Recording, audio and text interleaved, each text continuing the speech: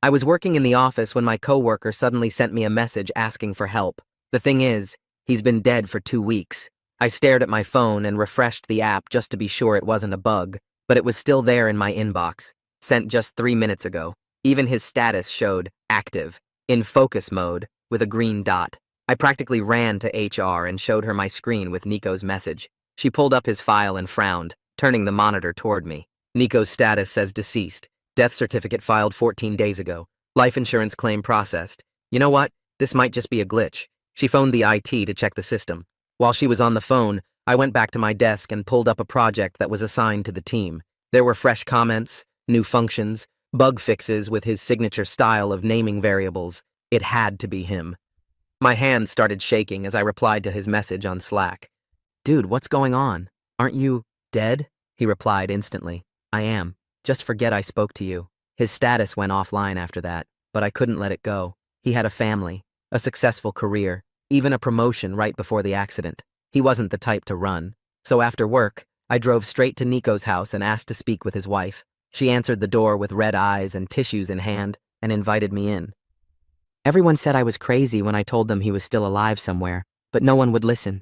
She blew her nose into a tissue and continued. The police said he died instantly, that no body could be recovered because the car exploded on impact. I tried to tell them that there had to be more going on. That same week, Nico had been weirdly agitated. He kept checking the windows, the locks on our doors. I asked her if he'd said anything about work. She nodded and wiped her eyes. He said he discovered something at work that could get him fired or worse. I told him to go to the police, but he said he needed more proof first. Then she paused and looked at me carefully. The night before he died, he grabbed my shoulders and made me promise something. He said if anything happened to him, don't trust Ray. My mouth went dry. Ray was our manager. He had been nothing but supportive since Nico's death, even taking on extra work himself to cover the projects. I was up all night thinking about everything that had happened. That's when an email popped up on my personal inbox saying, "Stop digging or you'll be next." But just knowing that Nico could still be out there somehow, I couldn't stop. I went over to the IT department the next day and went straight to my friend Vincent.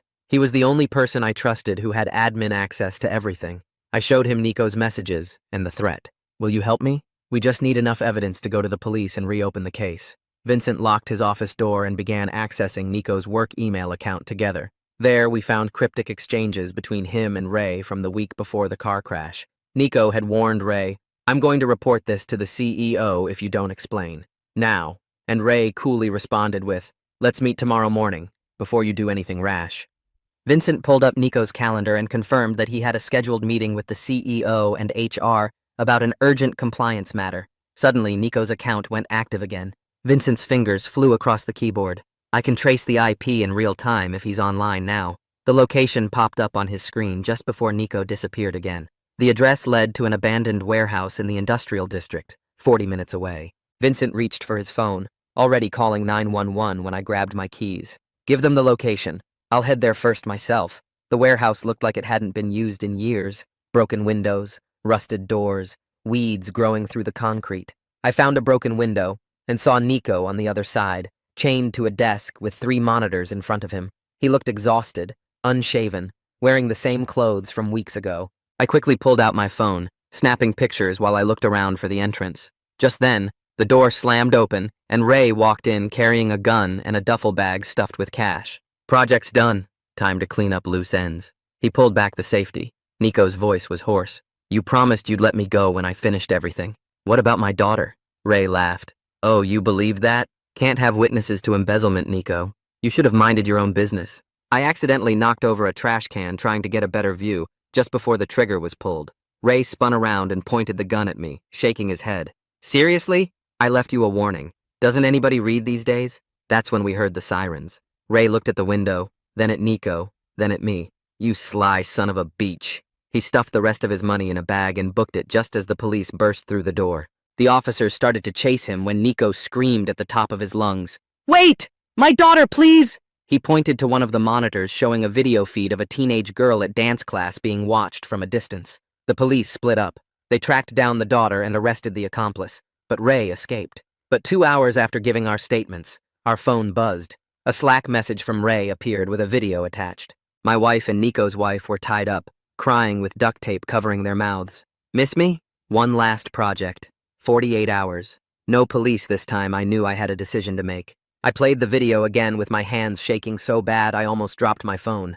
Both wives were sitting on a concrete floor with their hands tied behind their backs and duct tape across their mouths. My wife's eyes were red and puffy from crying, and Nico's wife looked terrified. Ray's voice came through cold and flat as he explained exactly what he needed. An audit purging script that would wipe backup logs from 3 specific servers and replace them with clean copies. He gave me 48 hours and said if I contacted police again, he would disappear with both of them forever. My hands were still shaking, but something weird happened in my brain, where everything suddenly got really clear and focused. I couldn't give Ray what he wanted because that would destroy all the evidence against him, but I also couldn't just do nothing while he held our wives hostage. I pulled up Vincent's number and called him right away. He answered on the second ring, and I could hear the stress in his voice when he asked if I was okay. I told him we needed to meet somewhere away from the office where nobody could hear us. He suggested a coffee shop 3 blocks away from work that was usually pretty empty in the afternoon. I drove there in about 10 minutes and found Vincent already sitting at a corner table looking pale and scared. When I sat down across from him, he leaned forward and asked what was going on. I pulled out my phone and showed him the video without saying anything. His face went white as he watched it, and his jaw muscles got really tight. He watched it twice, then looked up at me and said we were calling the police no matter what Ray threatened. I wanted to agree, but I was worried Ray might be watching our phones or computers somehow. Before we did anything else, I needed to test if he was monitoring my communications. I opened Slack on my phone and typed out a careful message to Nico, asking if he was okay and if he needed anything. Vincent watched me type it and understood what I was doing. The message showed as delivered, but Nico didn't read it right away. We sat there staring at my phone for what felt like forever, but was probably only 5 minutes. Then Nico's status changed to active, and he read the message. His response came through with just one word: trapped. My stomach dropped because that meant Ray probably had Nico under surveillance too, or maybe even had him somewhere else. My phone buzzed in my hand, and a new message from Ray popped up. This one was way more detailed than before.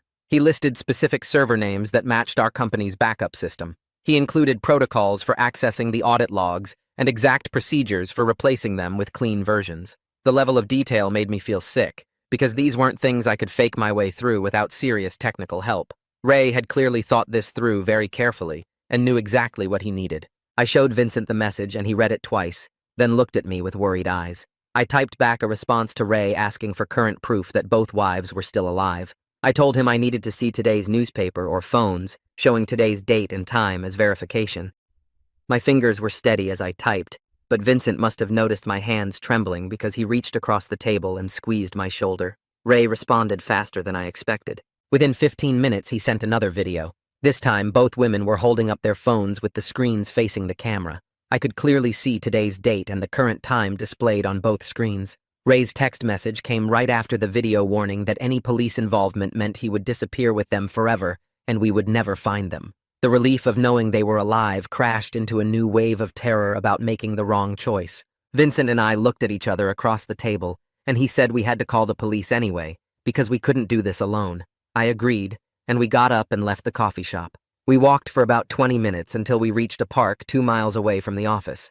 Vincent pulled out his personal phone instead of his work phone and dialed 911. When the dispatcher answered, he asked to be transferred to major crimes. The dispatcher sounded skeptical and asked what this was regarding. Vincent explained we had information about corporate embezzlement and kidnapping with a ticking deadline. The dispatcher's tone changed immediately, and she said she was transferring us.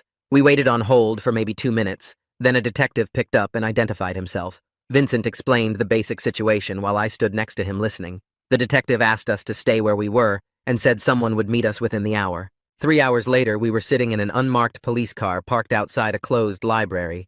Detective Colin Hall sat in the driver's seat and listened to everything without interrupting once. I showed him both videos from Ray and the technical demands message. Vincent explained about finding Nico in the warehouse and Ray's embezzlement scheme. Detective Hall stayed calm the whole time, and when we finished talking, he laid out a plan. He said we would cooperate in a controlled way that kept us safe while building a case against Ray. His calm, professional manner made me feel like maybe we could actually survive this whole thing.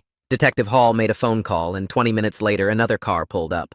A woman got out and walked over to us. Detective Hall introduced her as Cameron Pitts and said she was a cyber specialist. Cameron got in the back seat with Vincent and me and immediately started asking technical questions about our company's systems. She understood everything way better than I expected. She asked about our backup protocols and audit logging systems, and Vincent answered most of her questions.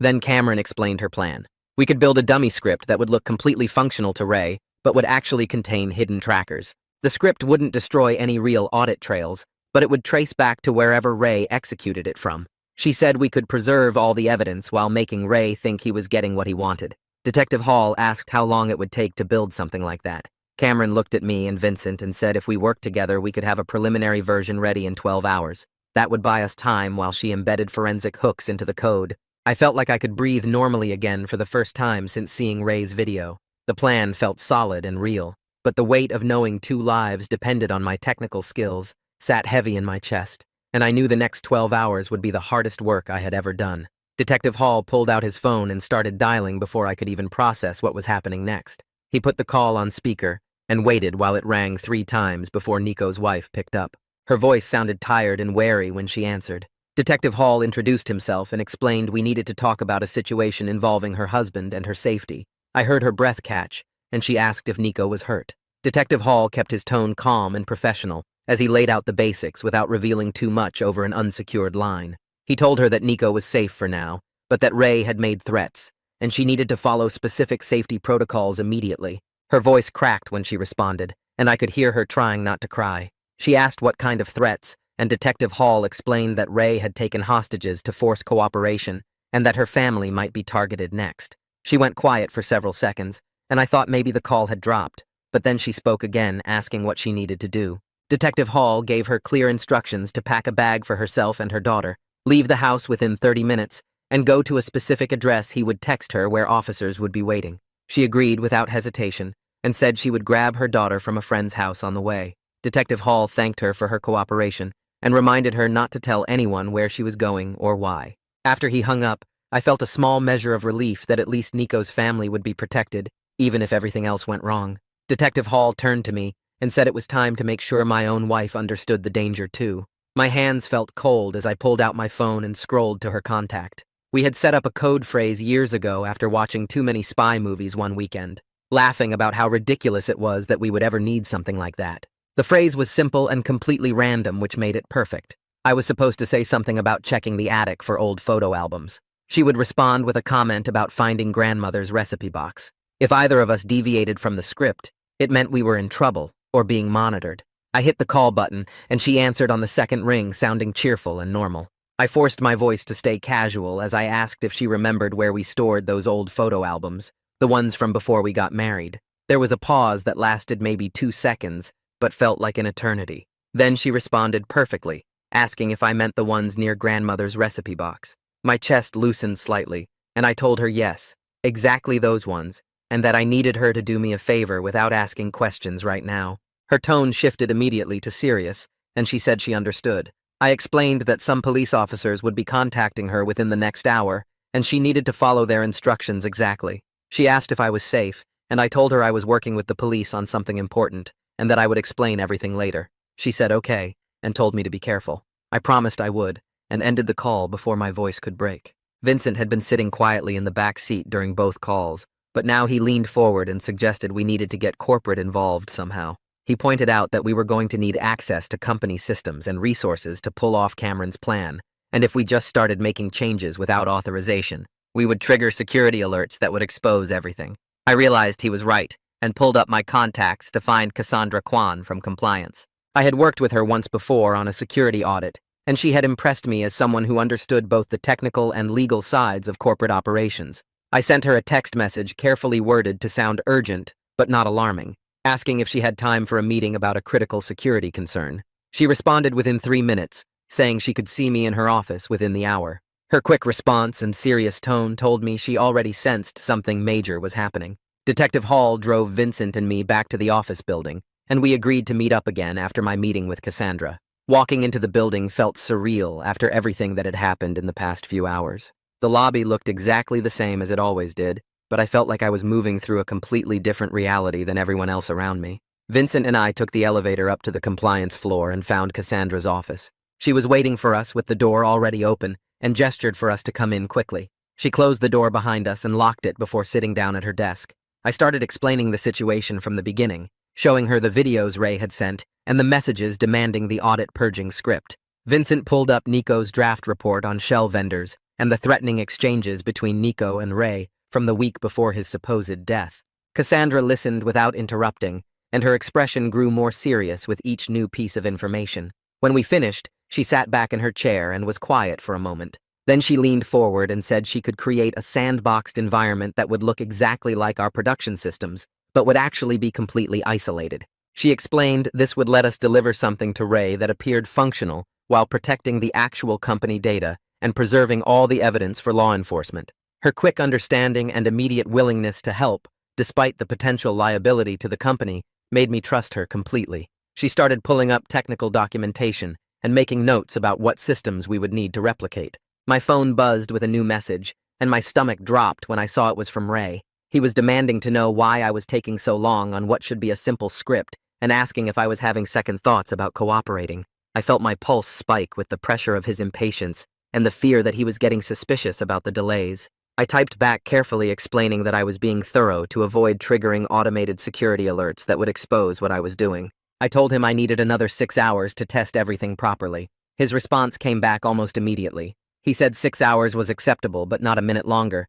and he attached a short video clip. I opened it with shaking hands and saw Nico sitting in what looked like a different location than the warehouse, his hands zip-tied behind him and fresh duct tape across his mouth. Ray's message said this was just a reminder that he was watching everyone and could make things very painful if I tried anything clever. The video was clearly meant as a warning that Nico was still under his control and still in danger. I showed the message to Cassandra and Vincent, and their faces went pale. Cassandra said she would have the sandbox environment ready within 4 hours, and that she would personally oversee every configuration to make sure it was perfect. Vincent said he would help coordinate the technical setup while I worked with Cameron on the actual script.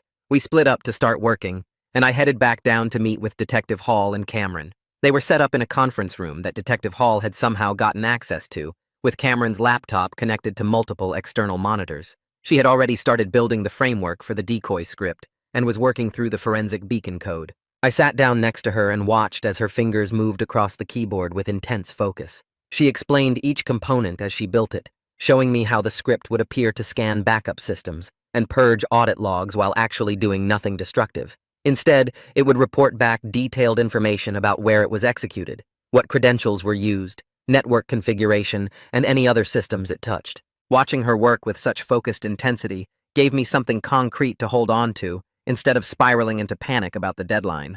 Hours passed in a blur of code and testing. Cassandra sent updates about the sandbox environment configuration, and Vincent coordinated with her IT team to make sure everything looked authentic.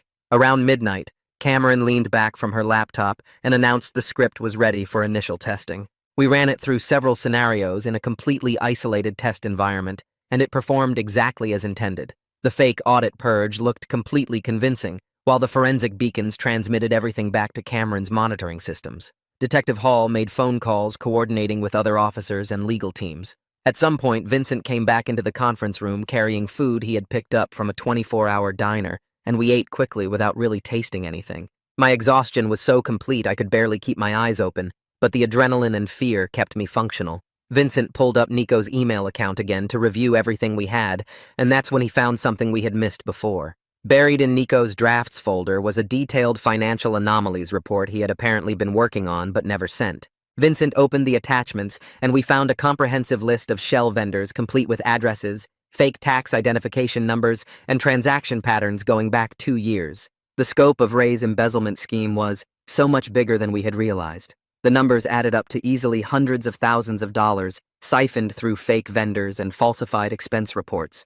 I felt sick looking at the evidence of just how long Ray had been stealing and how carefully he had covered his tracks. Detective Hall reviewed the vendor list and immediately started making calls. He contacted an on-call judge and explained the situation, requesting emergency subpoenas for 2 of the vendor accounts that showed the largest recent transfers. The legal process moved faster than I expected, probably because the kidnapping charges gave everything extra urgency. Detective Hall's phone rang an hour later, and he answered with a terse greeting. His expression shifted to something like satisfaction as he listened, and then he thanked whoever was on the other end. He hung up and turned to us saying the warrants had come through and financial investigators were already pulling records. I felt a surge of hope that we were building a real case against Ray. not just stalling and hoping for the best. The evidence was piling up, and even if something went wrong with the hostage situation, we had enough to put Ray away for a long time. But that thought immediately made me feel guilty, because the priority had to be getting both wives back safely, not just building a legal case. Ray sent another message 2 hours later demanding proof the script actually worked before he'd accept any final delivery. I set up a screen sharing session from Cassandra's isolated sandbox environment and called him using the burner number Detective Hall had cleared for monitored communication. Ray answered on the second ring, and I walked him through connecting to my shared screen, while Cameron watched from another room with her forensic tools running in the background. My hands stayed completely steady on the keyboard as I opened the script and started narrating what each section supposedly did, pointing out the backup scan routines and the log replacement functions. Ray watched in silence as I executed the demo against Cassandra's fake production environment, and the script appeared to systematically identify audit files and mark them for deletion. The sandbox showed exactly what we wanted Ray to see, a convincing simulation of his embezzlement evidence disappearing, while the real audit trail remained completely untouched on actual company servers. I kept my voice calm and technical as I explained each step, making sure Ray understood the script's capabilities without revealing that everything he was seeing was carefully controlled theater. Cameron sent me a quick text confirming her monitoring systems were capturing everything from Ray's connection without triggering any alerts on his end. The demo ran for about 12 minutes before I closed the session and asked Ray if he had any technical questions about the implementation. His voice came through the phone sounding less hostile than before, almost relieved, and he made a strange comment about how others were waiting for this to be finished and he couldn't afford any more delays. The phrase sent ice through my whole body because it clearly suggested Ray wasn't working alone or was under pressure from someone else involved in the scheme. I ended the call professionally and immediately looked at Vincent, who had been listening on speaker, and we both had the same worried expression, because this conspiracy was apparently bigger than just one manager stealing money. Detective Hall came into the room right after I hung up and asked what Ray had meant by others, and I admitted I had no idea, but it made the whole situation feel more dangerous. Cameron called my cell about 10 minutes later with urgent news that her forensic tools had picked up a new IP address from Ray's side during the screen share, something that hadn't appeared in any of our previous traces. She explained the location traced to somewhere near a community center on the east side of town, about 15 minutes from the office. Detective Hall immediately grabbed his radio and started coordinating with a plainclothes surveillance team to check out the location without alerting anyone to police presence. He pulled up a map on his laptop and marked the community center's address while making calls to position officers in the area. I sat there feeling this weird mix of progress and fear, because every new piece of information brought us closer to finding the hostages, but also revealed how carefully Ray had planned everything. The surveillance team reported back within 20 minutes that they had eyes on the community center and identified a man sitting in a dark sedan in the parking lot. Detective Hall put the call on speaker so we could all hear the updates in real time as the officers described the suspect's appearance and ran his license plate. My anger flared hot and sharp when the plate came back registered to Jace Westbrook, the accomplice who had been arrested at the warehouse for watching Nico's daughter. One of the officers confirmed through binoculars that Jace was definitely watching the community center's main entrance where a dance class was currently in session. Detective Hall pulled up Nico's family information and verified that his daughter attended dance classes at that exact location on Tuesday and Thursday evenings. The realization that these people were actively threatening a kid made me want to drive over there myself and drag Jace out of that car, but Detective Hall kept his hand on my shoulder and told me to stay calm.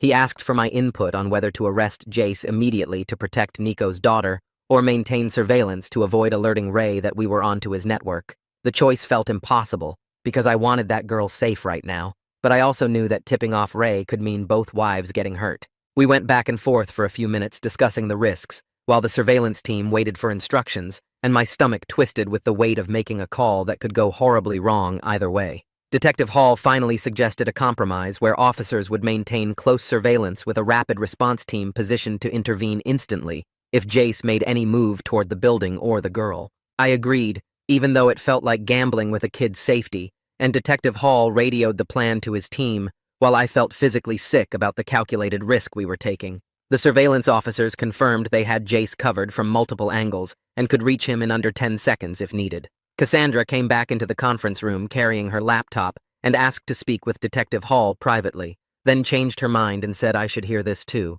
She explained she needed emergency authorization from the CEO to quietly freeze Ray's internal system privileges and flag all his accounts for monitoring without alerting him to the changes. Corporate legal was apparently very nervous about liability and wanted every single action documented perfectly to protect the company from potential lawsuits.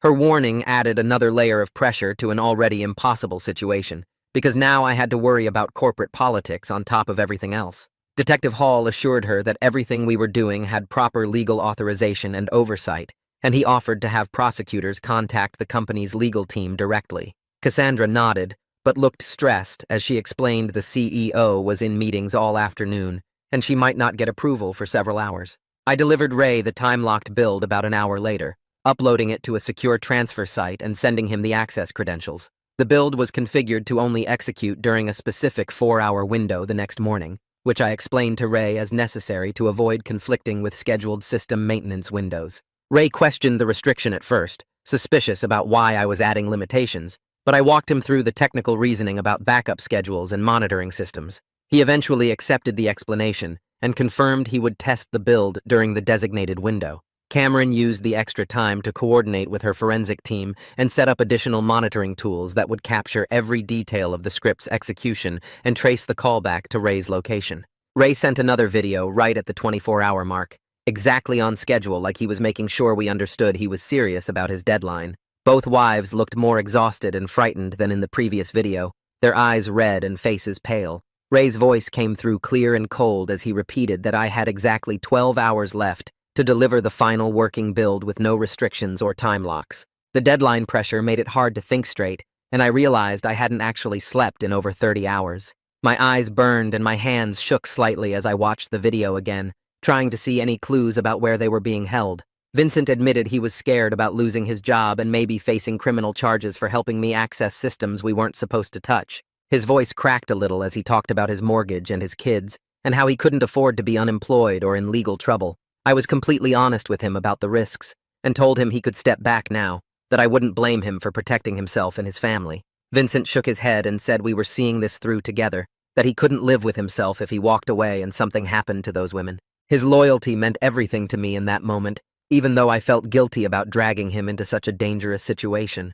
Cassandra pulled me aside right after that conversation to warn me that corporate legal wanted to frame this entire situation as a rogue actor narrative that would protect the company's reputation. She urged me to document everything I did with precise detail and keep copies of all communications and authorizations.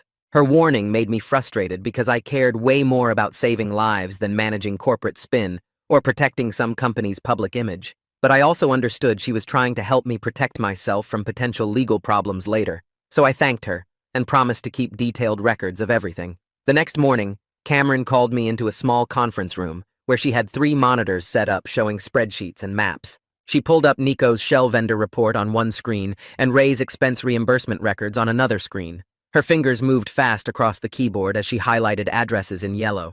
4 of the vendor cities matched exactly with trips Ray had claimed for business conferences. She zoomed in on the dates, and my stomach dropped when I saw the fund transfers happened within 24 hours of each expense claim. The pattern was so obvious, it felt like we were finally building something solid that prosecutors could use. Cameron printed out the correlation charts and said this was the kind of evidence that juries understood because it showed clear intent and planning. I felt a weird mix of hope and terror, because even as we built the case, the clock kept ticking toward Ray's deadline. My phone buzzed with an urgent text from Detective Hall, saying there was a situation at the community center. I drove there as fast as I could and found 3 patrol cars blocking the parking lot entrance. Detective Hall met me near the tennis courts and explained that Jace had apparently noticed the surveillance team. I watched officers running toward the far end of the lot where Jace had abandoned his car. The foot chase lasted maybe 90 seconds before 2 officers tackled him near the dumpsters behind the building. My immediate reaction was pure adrenaline-spiked fear that Ray would somehow find out his accomplice got arrested and hurt the hostages. Detective Hall must have seen the panic on my face because he grabbed my shoulder and said they would control the information flow completely. No media, no public records, nothing that would tip off Ray before we were ready. I tried to slow my breathing and trust that they knew what they were doing. 2 hours later, I sat in an observation room watching Detective Hall interrogate Jace through a one-way mirror. Jace looked like he was about to throw up. His hands shook as he wiped sweat off his forehead. Detective Hall stayed calm and methodical, laying out the charges Jace was facing, including kidnapping and conspiracy. Jace broke down within 15 minutes. He admitted Ray paid him $5,000 to watch Nico's daughter and report her location twice a day. His voice cracked as he insisted he never touched the kid and didn't know where the wives were being held. Jace was clearly terrified and not the mastermind type.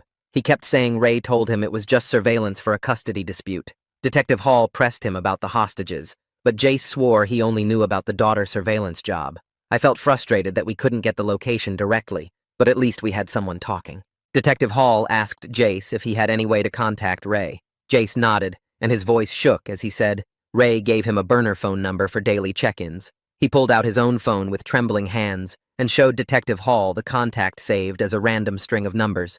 Jace begged for leniency, saying he had a kid of his own and couldn't go to prison. Detective Hall's expression shifted slightly, and I could tell he thought this phone number was valuable, even if Jace couldn't give us the hostage location. Detective Hall stepped out of the interrogation room and immediately called Cameron to start tracing the burner number. I felt a small surge of momentum, like maybe we were finally getting somewhere despite how scared Jace looked and how little he actually knew about Ray's full operation. Cameron worked some kind of legal magic to get what she called a pen register trap and trace order approved by a judge in under an hour. She explained it would let her capture metadata from Ray's burner number without actually alerting him that we were monitoring it. I sat next to her in the police tech room watching lines of data scroll across her screen. Within 2 hours, she identified a pattern of calls originating near a storage unit complex on the industrial side of town. She pulled up a map and circled the area in red. The lead felt solid, and my exhausted brain latched onto the hope that we were getting close to finding where Ray was hiding. Cameron said the call pattern showed someone making regular check-ins from that general area at the same times each day. Detective Hall started making calls to get a search warrant for the storage facility. My phone lit up with a new message from Ray, asking why Jace hadn't checked in on schedule. I stared at the screen, feeling my pulse spike. Ray's message had a suspicious edge to it, like he sensed something was wrong. I forced myself to stay calm and typed back a lie about Jace mentioning he was switching to new communication protocols for security reasons. I hit send and hoped it would buy us a few more hours before Ray realized his accomplice was sitting in a police interrogation room. Detective Hall read my response over my shoulder and nodded approval. The waiting felt horrible. Every minute that passed without Ray responding made me more anxious that he would figure out what happened and do something terrible to the hostages. Finally, my phone buzzed with Ray's response saying he understood and would wait for the new contact method. I exhaled hard and felt like we dodged a bullet, at least temporarily. Cassandra showed up at the police station around midnight carrying a hard drive case. She looked as tired as I felt. She handed the case to Cameron and called it the final build package. Cassandra explained her technical team worked all night to make it look completely authentic. The package would simulate the backup purging process convincingly in isolated test environments, but couldn't actually destroy the real audit trail. She walked me through the technical details, and I was genuinely impressed by how thorough they were. Every log file, every timestamp, every system response was designed to make Ray think it worked perfectly. I felt real gratitude for Cassandra's commitment to helping us, despite all the corporate pressure she was under. She squeezed my arm and said she hoped this would end soon, and everyone would get home safe. The exhaustion in her voice matched how I felt. My phone buzzed again, and I saw a new message from Ray that made my blood pressure spike. He said he changed his mind about the delivery method and wanted a physical drop of an encrypted drive instead of a digital file transfer. Everyone in the room went quiet when I read it out loud. Detective Hall's jaw tightened. The physical drop meant I would have to get close to Ray's operation somehow. It meant actual face-to-face danger instead of digital distance. Detective Hall immediately started making calls to coordinate a safe plan. Cameron said she could hide GPS trackers inside the drive casing, so we could follow wherever it went. The preparation started happening around me, but I felt a heavy dread settling in my chest about being physically exposed to whatever Ray had planned. Vincent called to check on me, and I told him about the new requirement. He offered to do the drop instead, but I said no because Ray was expecting me, and any change might spook him. Detective Hall spent the next 3 hours coordinating an elaborate exchange plan with his team. He showed me a map of the drop location Ray specified, a spot behind an abandoned grocery store. Undercover officers would maintain surveillance from multiple angles. Cameron would track the GPS hidden in the drive casing. Detective Hall went over the plan twice, making sure I understood exactly what to do and what signals to watch for. The preparation felt thorough and professional, but I couldn't shake the sick feeling in my stomach. This was real danger, not just computer screens and phone calls. Detective Hall asked if I was sure I wanted to go through with it. I nodded because what choice did I have with my wife and Nico's wife depending on us? He handed me a tiny earpiece so I could hear his team during the exchange. The weight of it in my hand made everything feel more real and more terrifying. That night, I sat alone in my home office and opened my laptop camera.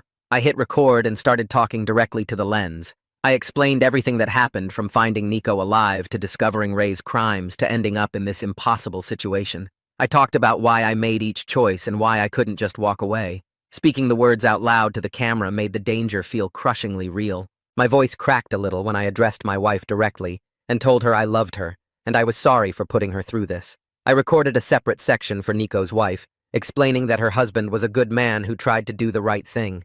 The whole video was maybe 8 minutes long. When I finished recording, I saved it with instructions to send it to both families if something went wrong at the drop. I sat there staring at the file name on my screen and felt the full weight of what I was about to do. But I also felt my resolve crystallize into something hard and clear, because these women deserved to come home, and Ray deserved to face justice for everything he did. The morning air felt cold against my face as I walked behind the abandoned grocery store, carrying the encrypted drive in my jacket pocket. Graffiti covered the brick walls and broken glass crunched under my shoes. I spotted the trash bin exactly where Ray said it would be, sitting against the loading dock about 20 feet from the back entrance. My hands felt steady as I pulled out the drive and dropped it into the bin, making sure it landed on top of the other garbage so the runner could grab it easily. I walked away at a normal pace, resisting the urge to look back or speed up. 3 minutes passed while I circled around to the front of the building. That's when I saw him. A young guy, maybe 20 years old, wearing a gray hoodie and jeans. He jogged up to the trash bin like he was just taking a shortcut through the alley. He reached in, grabbed the drive without breaking stride, and kept moving toward the street. My heart started pounding hard in my chest as I watched him disappear around the corner. Detective Hall's voice came through my earpiece. Quiet, but clear. We've got him. Teams are in position. Stay where you are. I leaned against the grocery store wall and tried to look casual even though my legs felt shaky. The next 20 minutes dragged by while I waited for updates. Detective Hall's team followed the runner through 3 different neighborhoods. The guy got into a beat-up sedan, drove for maybe 10 minutes, then switched to a different car in a parking garage. Cameron's voice crackled through the radio saying the GPS tracker was still sending signals. The surveillance teams had to rotate positions constantly to avoid being spotted. I could hear the tension in everyone's voices as they coordinated movements. The runner made another vehicle change at a strip mall, this time getting into a white van. Detective Hall muttered something about Ray being extremely careful with his handoffs. The whole operation felt like it was balanced on a knife edge. One wrong move and the runner would know he was followed. Finally, the runner arrived at a gas station on the east side of town. He parked the van, walked inside to buy something, then came back out and handed the encrypted drive to someone in a black truck. The new person drove off immediately. Cameron confirmed the GPS was still transmitting, and the new vehicle was heading toward the industrial district. I sat down on the curb and put my head in my hands, feeling the weight of everything pressing down on me. Detective Hall told me to go home and wait for updates.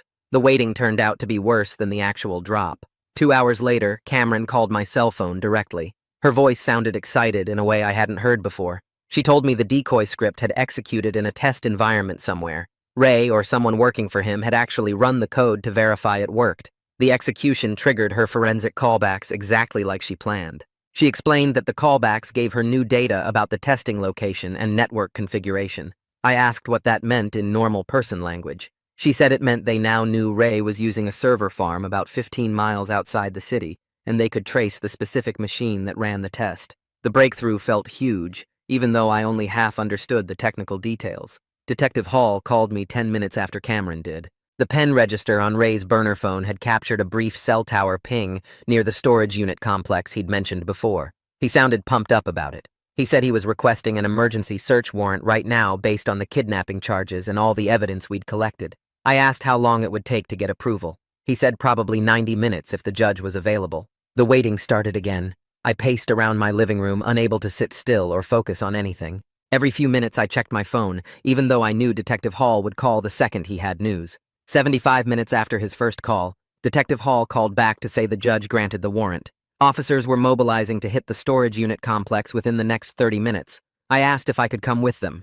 He said absolutely not. This was a tactical operation and civilians stayed clear. I understood, but it didn't make the helpless feeling any easier to handle. My phone buzzed with a new message while I was staring at the wall, trying not to imagine worst-case scenarios. The message was from Ray. My stomach dropped before I even opened it.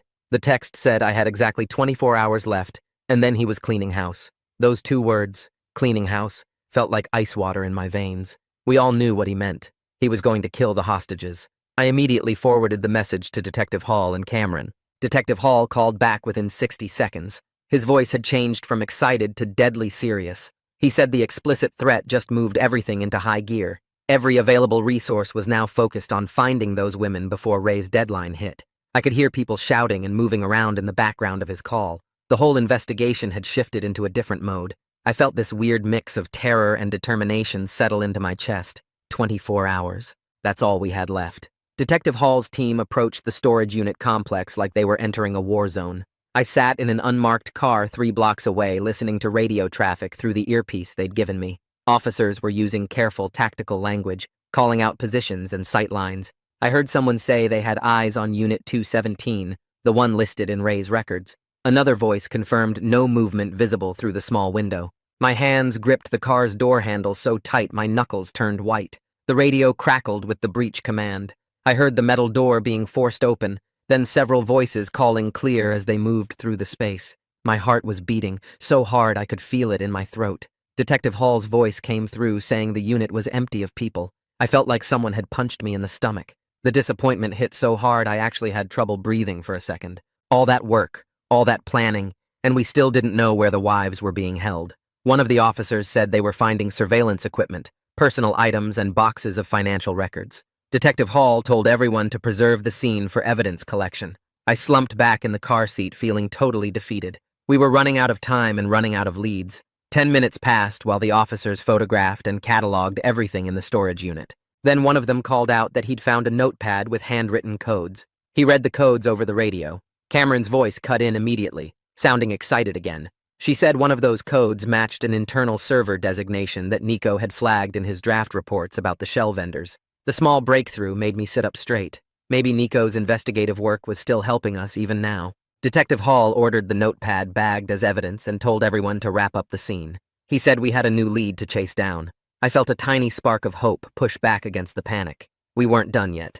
Cassandra called me directly about 30 minutes later. She'd pulled the access logs for the specific server Cameron identified. The logs showed off hours access by Ray, using a contractor badge that shouldn't have had those kinds of privileges. She walked me through the timeline of his access patterns. He'd been logging into that server late at night and on weekends for the past 6 months. The level of planning and preparation was scary. This wasn't something Ray threw together at the last minute. He'd been setting up his embezzlement scheme and covering his tracks for half a year. I realized we were dealing with someone much more dangerous and sophisticated than I'd originally thought. Ray wasn't improvising or panicking. He'd planned every step of this from the beginning. Detective Hall brought Jace back in for another interview session. Jace had been sitting in a holding cell since his arrest, probably thinking hard about his situation. Detective Hall told me later that Jace was desperate to negotiate a better plea deal. He wanted to avoid serious prison time for his role in watching Nico's daughter. During the interview, Jace suddenly remembered something Ray had mentioned during one of their conversations. Ray had talked about a rural property he used for secure deliverables. Jace couldn't remember the exact address, but he described the general area. He said it was about 40 minutes outside the city near some farmland. Ray had mentioned it was quiet and private, perfect for handling sensitive work. Detective Hall's eyes apparently lit up when Jace provided those details. Finally, we had something concrete to work with, an actual location to investigate instead of just digital breadcrumbs and financial records. Detective Hall immediately started pulling property records for the area Jace described. I felt the momentum shifting again. We were getting closer. Detective Hall gathered everyone in a conference room and laid out a map of the rural area Jace had described. He pointed to several properties that matched the general location and explained his 2-part plan. His team would prepare a tactical response to hit the most likely property, while I made contact with Ray to force him into a mistake. The coordination felt complicated, but Detective Hall walked through each step with calm confidence that made me believe we could actually pull this off. He assigned specific roles to each officer and made it clear that hostage safety was the absolute priority over capturing Ray. Cameron pulled up satellite images of the target area on her laptop and started marking entry points and potential escape routes. I watched her work and realized how much planning goes into something like this compared to what you see in movies. Detective Hall turned to me and said I needed to text Ray right now, demanding fresh proof both wives were alive before I'd hand over any final access keys. My hands felt steady as I pulled out my phone, even though my heart was pounding hard enough to hurt. I typed out the message, trying to sound confident and businesslike rather than desperate or scared. The text read simply that I needed current verification before proceeding with final deliverables, and that this was non-negotiable. I hit send, and everyone in the room went quiet watching my phone. Ray responded in less than 3 minutes, which surprised me. The message contained a photo of both wives sitting against a concrete wall with their hands still bound, but the duct tape removed from their mouths. They each held up a phone displaying today's date and the current timestamp. My wife's eyes looked red and exhausted, but she was alive, and that's what mattered right now. Nico's wife had a bruise on her cheek that made my stomach clench with anger. I showed the photo to Detective Hall, who immediately forwarded it to Cameron. She opened the image file on her computer and started running it through some kind of analysis software I didn't understand. Her fingers moved across the keyboard, pulling up data about the photo's metadata and embedded information. She zoomed in on the background and adjusted the contrast and brightness levels. After about 5 minutes, she got excited and called Detective Hall over to look at something. She pointed at the lighting in the photo and explained that the frequency pattern of the light source matched a specific type of industrial ballast. These ballasts were common in older duplex buildings constructed in the 1970s, according to utility company databases she was accessing. The technical details sounded almost like magic to me, but I'd learned to trust Cameron's nerdy expertise completely over the past 2 days. She cross-referenced the lighting analysis with Jace's description of the rural area and started pulling up utility company records. She filtered for properties that used cash payment systems and had no official tenant history in the database. The search narrowed down to 3 possible locations. Detective Hall studied each property's details and eliminated 2 based on their proximity to main roads and neighbors. The remaining property was a rental duplex about 45 minutes outside the city near farmland, exactly like Jace had described. Everything suddenly clicked into place, and the room felt electric with focused energy. Detective Hall grabbed his radio and started coordinating the tactical response team. He gave orders for officers to gear up and move to staging positions near the target property. The speed of everything happening made my head spin, but I forced myself to stay focused. Detective Hall told me I'd be waiting in an unmarked car 3 blocks from the duplex where I could monitor radio traffic but stay clear of any danger. I wanted to argue that I should be closer, but one look at his face told me this wasn't up for discussion. The tactical team assembled in the parking lot, and I watched them check their equipment and review the operation plan. They moved with practiced efficiency. That would have been impressive if I wasn't so terrified about what they might find. We drove in a convoy to the staging area, and the 45-minute trip felt like hours. My leg bounced nervously the entire drive, and Detective Hall didn't tell me to stop. We parked 3 blocks away from the target duplex, and I could hear the tactical team's radio communications through Detective Hall's equipment. The team approached the property from multiple angles using the cover of some old farm equipment and overgrown bushes. My hands gripped the door handle so tight my knuckles went white. The radio crackled with status updates as officers confirmed their positions around the building. Detective Hall's voice came through calm and steady, giving the authorization to breach. I heard the tactical team announce themselves, and then the sounds of the door being forced open. The next 30 seconds felt like an eternity of radio silence. Then an officer's voice came through, reporting they'd found both wives in a basement room. They were dehydrated and terrified, but alive and breathing. My knees buckled with relief, and I had to sit down hard in the parking lot where I'd been standing. Tears streamed down my face, and I didn't even try to wipe them away. Detective Hall squeezed my shoulder and told me they were bringing the wives out now. Through the radio, I heard officers calling for medical personnel and reporting that both women were responsive and talking. One of the people who'd been guarding the hostages tried to run out the back of the duplex. A woman in her 30s, according to the description, fled through the rear door, and officers chased her across an empty field. They caught her after a brief pursuit and brought her back in handcuffs. During her booking at the station later, she apparently gave up information about a meeting location where Ray had planned to collect a final payment from whoever else was involved in the embezzlement scheme. Medical personnel arrived at the duplex and started evaluating both wives right there at the scene. They checked vital signs and started IV fluids for dehydration before making the decision to transport them to the hospital for complete checkups. A woman named Emmeline Shepard, who worked as a victim advocate, arrived to coordinate their statements and help with ongoing safety planning. Detective Hall told me I could have a brief phone call with my wife before they transported her. I took the phone with shaking hands and heard her voice for the first time in 2 days. She sounded weak and shaky, but strong enough to tell me she loved me and that she'd been so scared. I told her everything was going to be okay now and that I'd meet her at the hospital. Hearing her voice made everything we'd been through feel worth it, even though I knew we still had to deal with Ray. After the call, I told Detective Hall I needed to be part of the controlled meeting with Ray to finish this properly. He started to argue that it was too dangerous and that I'd done enough already. I insisted that Ray would be suspicious if I suddenly disappeared from the communication chain and that I needed to see this through to the end. After significant back and forth, Detective Hall finally agreed, but he set strict boundaries about my role and made it clear I'd follow his safety protocols exactly. Vincent called and volunteered to come with me to the final meeting, but I convinced him he'd done more than enough and needed to stay clear of any confrontation. The meeting location Ray had mentioned to his accomplice was a parking garage downtown, according to the information the arrested woman provided. Detective Hall's team spent hours planning how to control the environment and position officers throughout the structure. They gave me a wire to wear and rehearsed exactly what I should say and do. The plan was for me to hand over a USB drive containing what I'd claim was the final access key, while plainclothes officers positioned themselves on every level of the garage. We arrived at the parking garage 2 hours before the scheduled meeting time, so officers could get into position without being spotted. I waited in a car on the 3rd level, watching the minutes tick by on my phone. Ray showed up exactly on time, driving a different car than I'd ever seen him use before. He parked 2 spaces away from where I was standing and got out, looking edgy and paranoid.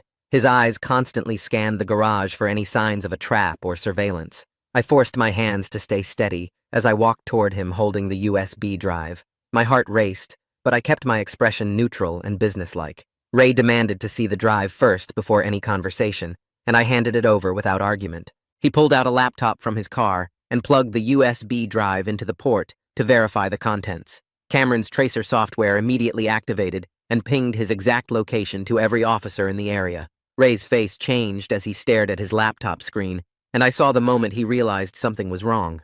Detective Hall's voice came through the hidden speakers announcing police presence and ordering him to surrender. Ray's hand moved toward his jacket, and I thought he was going for a gun, but instead he threw the weapon away and bolted for the stairwell. Officers moved in from 3 different directions as Ray ran. They caught him 2 flights up where the concrete stairs turned sharp and his shoes couldn't grip the dusty surface. 2 officers hit him from behind, and he went down hard with his face smashing against the steps. Ray started screaming before they even got the cuffs on him. His voice bounced off the walls of that empty stairwell, and he kept yelling about how he could take the whole company down, and he knew where all the bodies were buried. The officers yanked his arms behind his back and clicked the metal cuffs tight, while he thrashed and threatened to expose everyone. I stood there watching from the landing below and felt this weird mix of total relief that we got him and complete exhaustion from everything that happened, and also this sick worry about what other corruption he might actually know about. His threats kept echoing even after they pulled him to his feet and started walking him down the stairs past me. He looked right at me with pure hate in his eyes, but I just stared back until they took him away. The next 6 hours turned into a blur of repeating the same story over and over to different detectives and prosecutors in different rooms at the police station. My brain felt like mush, and I could barely form sentences that made sense, but I kept pushing through because knowing we stopped Ray and saved both wives kept me going. Cassandra showed up around hour 3 and worked with the IT security team to lock down all the systems and preserve everything for the investigation. She moved between rooms with her laptop showing people logs and files while I sat in that cold interview room drinking terrible coffee and trying to remember exact dates and times. Every detective wanted to hear about the warehouse and the USB drive and Ray's messages, and I told the story so many times the words stopped feeling real. My voice got hoarse and my eyes burned from being awake so long, but whenever I started to fade, I'd picture my wife's face in that video and force myself to focus. Cassandra caught my eye through the window at one point and gave me this small nod that said, "We did the right thing," and I held on to that. 2 days later, the company called Vincent and me into HR and told us we were being placed on paid administrative leave while they did an internal review of our actions. The HR director used all this careful language about policy violations and unauthorized system access, and I wanted to scream that we literally saved people's lives, but I just nodded and signed the paperwork. Vincent looked crushed when we walked out together, and I felt this burning frustration that we helped solve this whole mess, and now we're being punished for it. But I also got why they had to investigate, because their systems got compromised, and they needed to figure out how it happened. That same afternoon, some reporter started calling my phone asking questions about an incident at the company, and I realized facts about the case were leaking to local media. The news coverage stayed pretty vague, with phrases like alleged financial crimes and ongoing investigation, but everyone at work would know it was about us and Ray. The administrative leave felt like punishment, even though I understood the company's position, and I spent the next few days at home feeling restless and angry and worried about whether I'd even have a job when this ended. Nico got to see his family 3 days after Ray's arrest at some secure location the police set up with protective watch. Detective Hall called me that afternoon and told me Nico completely broke down crying the second he saw his wife and daughter walk through the door. The detective's voice got softer when he described how Nico just collapsed and held on to them while they all cried together. Hall said Nico agreed to provide full testimony about everything Ray did and all the embezzlement details and his whole captivity. Hearing that Nico was finally reunited with his family made me feel genuinely happy for the first time since this nightmare started. At least one good thing came out of all this mess, and that family didn't have to keep living with the lie that he was dead. I imagined his daughter getting her dad back, and it made some of the exhaustion and stress feel worth it. Hall mentioned they'd keep the family under protection until Ray's trial, just in case, and I felt grateful the police were taking their safety seriously. The prosecutors moved fast on filing charges, and within a week, Ray was facing counts for kidnapping, extortion, embezzlement, conspiracy, and a bunch of other things I couldn't keep track of. Jace apparently saw which way things were going and started negotiating a plea deal where he'd testify completely truthfully about everything in exchange for a lighter sentence. His lawyer reached out to the prosecutors, and Jace gave up details about Ray's whole operation, including the shell vendors and the fake accounts and how long it had been going on. The legal process was moving way faster than I expected, probably because the evidence was so overwhelming with all the logs and videos and financial records.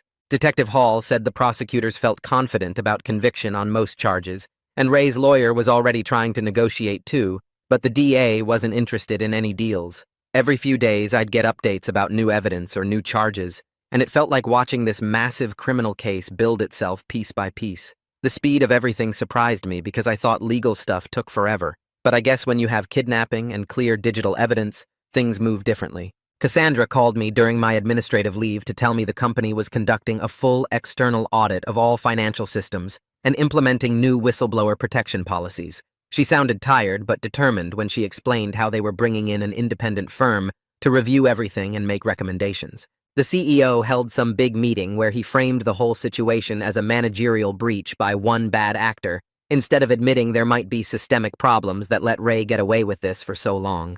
That corporate spin bothered me because it felt like they were protecting their reputation instead of taking real responsibility, but I was too exhausted to fight about how they controlled the narrative. Cassandra promised the reforms would be real and meaningful, even if the public messaging was sanitized, and I chose to believe her because she'd proven herself trustworthy through everything. The company also announced they were cooperating fully with law enforcement and conducting their own investigation, which at least sounded better than trying to cover things up.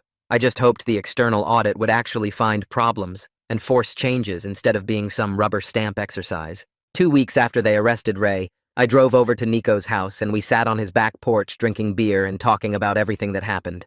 The afternoon sun felt warm and normal, and almost strange after all the chaos and fear. Nico told me his daughter was having nightmares about being watched, and his wife jumped at unexpected sounds, and he could see how the trauma was affecting them. I admitted I was having trouble sleeping too, and kept checking my phone obsessively, and felt paranoid about people following me. We both acknowledged the cost of stepping up when it mattered, and how our families would be dealing with this for a long time.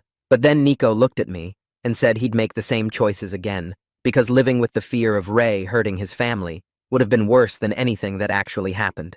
I agreed, and told him I couldn't have lived with myself if I'd ignored his messages and let Ray keep getting away with everything. We sat quiet for a while, just watching his daughter practice dance moves in the yard, and I felt this deep relief that she still got to have a dad. The conversation wasn't easy or comfortable, but it felt necessary and honest, and I left his house feeling less alone with everything I was processing. A month after the whole crisis ended, both families were safe, and Ray was sitting in jail waiting for trial, and Vincent and I were back at work with official commendations in our files, despite the initial administrative leave. The company went through with the external audit and actually implemented real reforms, including new financial controls and anonymous reporting systems and mandatory ethics training. Nico was working with prosecutors to help them build cases against the whole shell vendor network, and his testimony was apparently going to be crucial for multiple trials. None of us were fully healed from the trauma, and I knew we'd all be dealing with the effects for years, but we were moving forward with our ethics intact and our families protected. I started seeing a therapist to process everything, because the nightmares and anxiety weren't going away on their own. My wife and I were closer than we'd ever been, because going through something that intense together either breaks you apart or bonds you tighter, and we chose the second option. I learned that sometimes doing the right thing means accepting messy outcomes and trusting that safety and justice, even when they're imperfect, are worth fighting for. Vincent got promoted to a senior security role, and Nico was talking about maybe writing a book about corporate fraud. Ray's trial was scheduled for 6 months out, and I'd have to testify, but I wasn't scared anymore. The whole experience taught me that ordinary people can stand up against corruption when they choose courage over comfort, and I'd carry that lesson forward into whatever came next.